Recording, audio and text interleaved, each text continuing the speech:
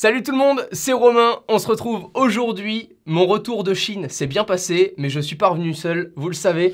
Je me suis procuré quelques petits produits, comme vous l'avez vu dernièrement en vidéo. Je me suis procuré ce que je pourrais appeler les futurs AirPods. Pourquoi? Parce que ces écouteurs sans fil Bluetooth compatibles Android et iOS comportent les caractéristiques, certaines en tout cas, qu'on attend sur les AirPods qui arriveront sûrement, on l'espère, avec Léo évidemment, dans le futur. Je m'empresse de les déballer et on va parler au fur et à mesure des caractéristiques qu'ils embarquent pour les comparer aux AirPods. Quand je parlais des caractéristiques, on peut les voir juste devant. Ces AirPods comportent surtout deux d'entre elles qui sont ultra importantes et qu'on n'a pas sur les premiers AirPods.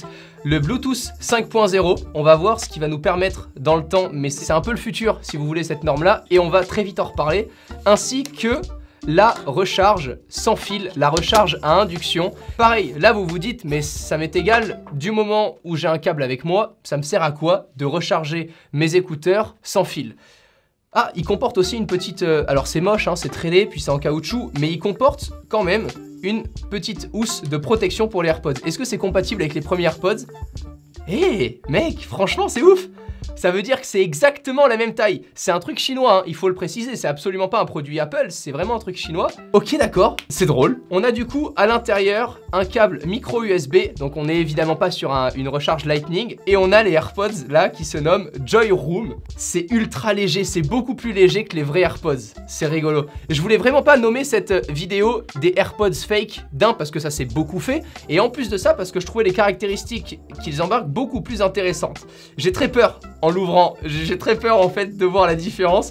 Je l'ouvre déjà celui-ci pour que vous ayez un premier aperçu. J'ouvre la boîte et voici les AirPods et la taille à peu près par rapport à un doigt. Mec, c'est trop propre. Attends, je sais pas. Je sais plus lesquels sont vrais, lesquels sont faux. Ah, c'est ceux-là. Regarde, il y a une LED Bluetooth qui clignote. C'est ceux-là. Mec, c'est ouf! En dessous, on le voit bien.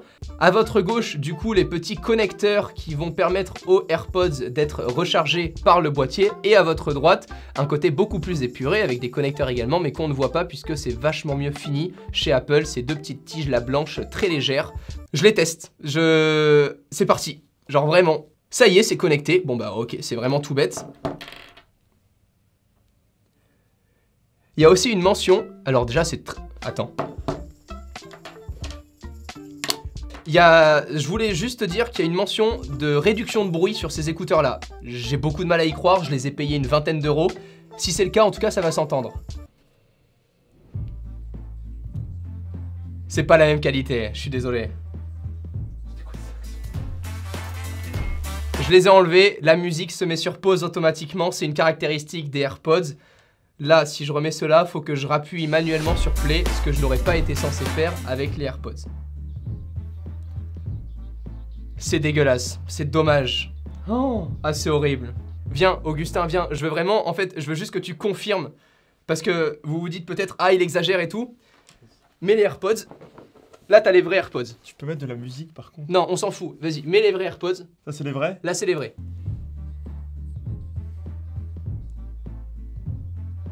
Ok. Ok. Tu peux les enlever, ça se mettra sur pause automatiquement. Ouais. C'est les miens en fait, je sais. Oui, merci. Vas-y, remets les autres. T'es prêt? Oui. Oh, c'est ignoble. J'exagère pas. En fait, on entend plus les voix, il n'y a plus de basses, elles sont toutes parties. Oh, c'est affreux. Oh, mais c'est dégueulasse! C'est horrible, hein! C'est horrible, c'est trop on dirait dommage. que ça crache. C'est dégueulasse, genre Horrible, vraiment. c'est horrible. J'ai l'impression de les avoir achetés sur Wish, mec, c'est vraiment horrible. Ça pue la merde, j'ai l'impression d'écouter dans du carton, c'est ignoble.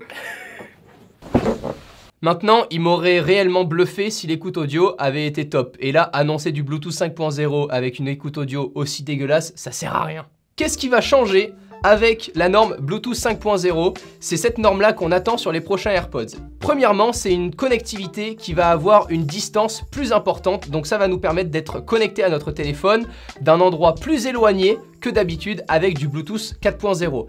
Également, le Bluetooth 5.0 permet de transférer des fichiers beaucoup plus rapidement vers l'appareil, également du coup une lecture en simultané beaucoup plus lourde. Ça va nous intéresser sur deux points.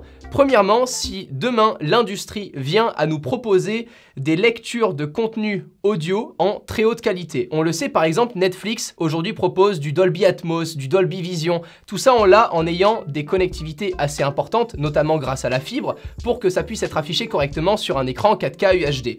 Là, c'est à peu près pareil avec l'audio. Si demain, tu veux vraiment avoir l'enregistrement pur et dur de ce qui a été fait dans un studio audio par ton groupe préféré que tu écoutes, il va falloir te munir soit d'un produit filaire pour avoir de l'analogique pur, hein, c'est ce qu'adorent les puristes, n'est-ce pas Pépé, et également la connectivité sans fil avec le Bluetooth 5.0 qui nous permettent également de nous connecter à plusieurs appareils d'un seul coup. Mon Bose QC35-2 peut être connecté en même temps à mon MacBook Pro et en même temps à mon iPhone ou à un système Android également. C'est vraiment, moi, ce qui me bloque un peu avec les AirPods, c'est surtout de savoir en fait que chaque fois je vais devoir les reconnecter à mon MacBook ou aller les cocher sur mon iPhone parce que je peux pas faire les deux à la fois. La recharge à induction par exemple, je vais voir directement si elle marche. Là, si je le mets logiquement dessus, ça fonctionne. Voilà, c'est tout con, mais tu vois la LED rouge. Ça signifie tout simplement que ça peut se recharger sans fil. Premièrement, le premier point qu'a annoncé Apple, c'est AirPower. On en a entendu parler dans une conférence de chez Apple. AirPower, imaginez comme une grande plaque, ok, très discrète que vous allez plaquer sur votre bureau et en allant au travail, en rentrant chez vous, etc., tu vas pouvoir poser tes AirPods, ta montre Apple Watch, ainsi que ton iPhone sur la même plaque et tous les produits vont se recharger instantanément. Tu prends ton téléphone, tu décroches, tu discutes avec ta copine, hop, il se recharge directement sans avoir besoin de le brancher. Je trouve la mention sans fil très intéressante du moment où on a plusieurs produits. Si ils avaient dû le proposer à l'unité juste pour les AirPods, ils pourraient déjà le faire aujourd'hui, mais je trouve pas ça très fameux. Donc le principal problème avec AirPower, c'est que qui dit plus de bobines, dit forcément plus de chauffe et dit forcément moins de compatibilité ou moins de facilité aujourd'hui pour le créer facilement et efficacement. Ce qu'on attend également sur les prochains AirPods, c'est un micro amélioré. Le microphone, vous le savez, lorsqu'on est dans des lieux bruyants, c'est très compliqué de se faire comprendre facilement. En tout cas, c'est vraiment un point à améliorer, c'est le microphone aujourd'hui sur les AirPods, ainsi que la réduction de bruit. C'est vrai que quand tu prends l'avion, quand tu prends le train, le métro ou d'autres transports en commun bruyants, les AirPods font forcément moins bien le taf qu'un casque par exemple à réduction de bruit tel que le Bose dont j'ai pu parler ou différents Sennheiser ou même Plantronics qui a proposé dernièrement des super bons casques à réduction de bruit. Dernier point à améliorer sur les prochains AirPods, j'ai vraiment l'impression de faire un peu ma lettre au Père Noël, mais je pense que c'est intéressant aussi qu'on en discute et qu'on en débat un peu en commentaire. La batterie quand on est au téléphone, ça tient un peu plus de 2 heures, 2-3 heures environ. Ça tient mieux quand on est vraiment sur une écoute musicale, mais je pense que la batterie peut vraiment être à améliorer. Pas au niveau de la recharge, il n'y a rien à dire, je crois que tu les recharges vraiment complètement en 10 minutes max top chrono, les AirPods actuels, donc c'est vraiment la folie pour ça. Maintenant, je pense qu'en écoute continue, je sais très bien que si je veux faire un vol de 6 heures dans un avion, je vais pas prendre les AirPods. La prochaine vidéo du coup qui parlera des AirPods, j'espère qu'on retrouvera toutes ces fonctionnalités dont on a pu discuter aujourd'hui en vidéo, et pourquoi pas un de ces quatre, grâce aussi au Bluetooth 5.0, pouvoir connecter 2 AirPods au même iPad dans l'avion. Ça serait cool, non? C'est ce que permet de faire aussi le Bluetooth 5.0. Je suis impatient que cette norme-là arrive chez Apple. J'espère que cette vidéo vous aura plu. On se dit à samedi 18 h dans une nouvelle vidéo. N'hésitez pas à vous abonner et si c'est déjà fait, n'hésitez pas à activer la cloche de notification pour être dans les premiers avertis. À samedi 18 h, d'ici là, prenez soin de vous. Ciao tout le monde.